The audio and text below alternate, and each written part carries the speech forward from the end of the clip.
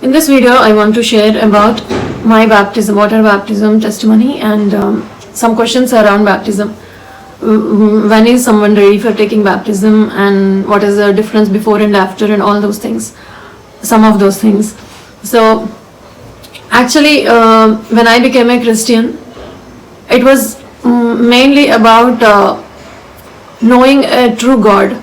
So, in the beginning, it was not about my sins or being washed or entry to heaven or all those things, but it was like I really wanted to know God. If God is true, I don't want to miss Him. And when I found that there is a God who speaks, and when He spoke to me, I was excited, and I started reading Bible and attending church and knowing more of Him and trying to follow Him. And in that path, of course, like in the light of the Word, I also realized that I am a sinner.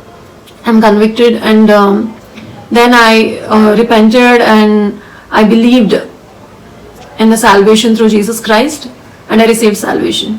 When the baptism day came close, again I got a doubt that I am very new.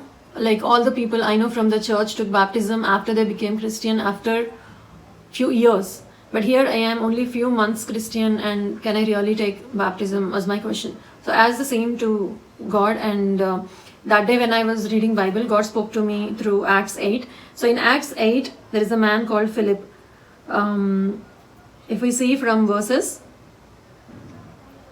26, we see the story of Philip and a eunuch, Ethiopian, their story we will see. So this Ethiopian was reading a portion from Isaiah and going in a chariot from one place to other, and Philip meets him on the way because Holy Spirit sends him, and Philip will start explaining him. He will also sit with him in that chariot, and on the way he explains more about Jesus through Isaiah, whatever the portion he was reading. And Philip and that Ethiopian immediately accepts Jesus. He believes, he receives salvation. On that way, when we see verse 36, it's written like that. And as they continued along on the way, they came to some water, and the eunuch exclaimed, "See, here is water. What is to hinder my being baptized?" This is the exact question I have. Like, what is the hindrance? Or many people have. It's the opposite of asking, can I take baptism? Or in the same way, we can ask, what is the hindrance for me to take baptism? And Philip said, if you believe with all your heart, if you have a conviction full of joyful trust that Jesus is the Messiah and accept Him as the author of your salvation in the kingdom of God, you may. And he replied, I do believe that Jesus Christ is the Son of God. So if you believe without a doubt that Jesus is the Son of God and receive salvation through faith in Jesus Christ, then you can take baptism. This is what Jesus spoke to me, and I felt very happy. And I took water baptism. So now I want to address few questions that I saw around me. People who delayed baptism because one reason is the same, that they think that it's too early. But please read Bible. If you see Acts, it's very clear that people took baptism almost immediately after they believed in Jesus Christ. They know in their heart that now they will not. They don't have any doubt. It is by Jesus, and they get convicted that their sins are washed away by the blood of Jesus Christ. What Jesus Christ has done on cross is enough. And they have that, and you have that conviction, that is enough to take water baptism.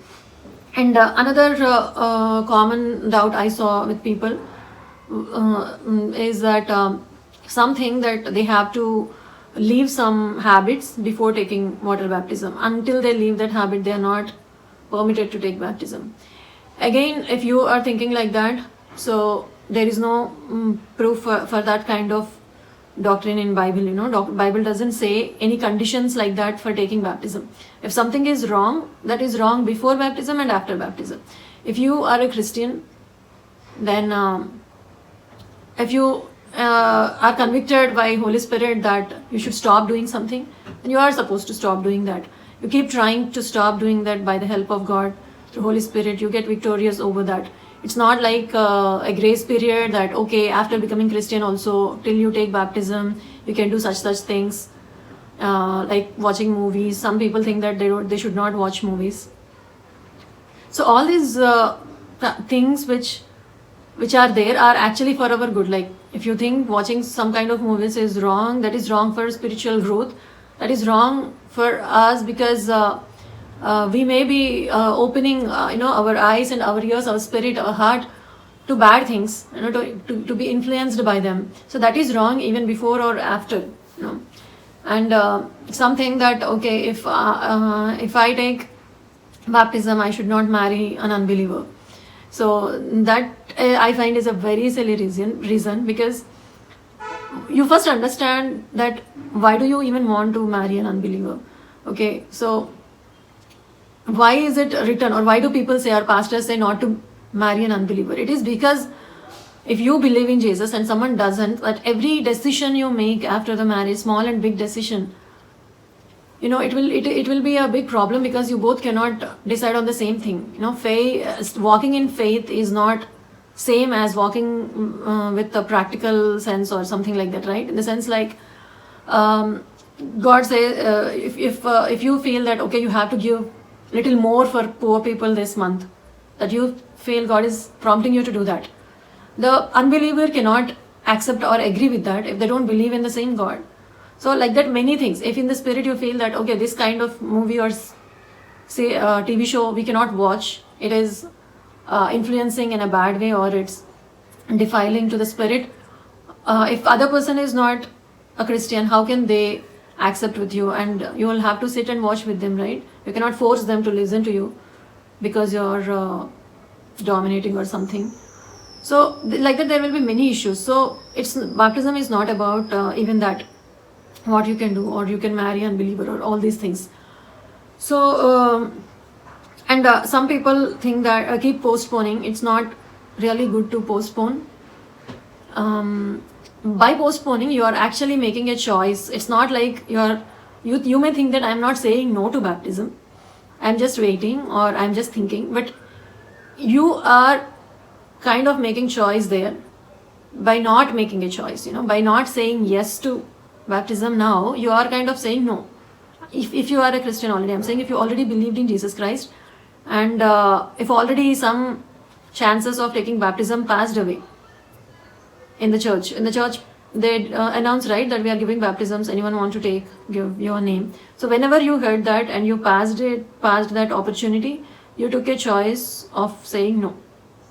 That is disobeying God only. So now again, when you get a chance, please don't just say, okay, next time I will see, or let me think, or I have not decided, because you are already decided that you are not taking then by not deciding, and we don't know like exactly when Jesus will come or we will go to heaven. So it's not good to postpone. And do we go to heaven if we don't take baptism? So, and many people give this example that there is a thief beside Jesus on the cross who believed in Jesus, and Jesus told to him that you will be in paradise. Okay, so I also agree with that. It's not like baptism is needed for us to go to heaven, but think about it. So the thief, it was the last day of dying, but for us, we still have to live. So we need to do the things which will help us to have a better life and better growth in Jesus, in spiritual and heavenly things. So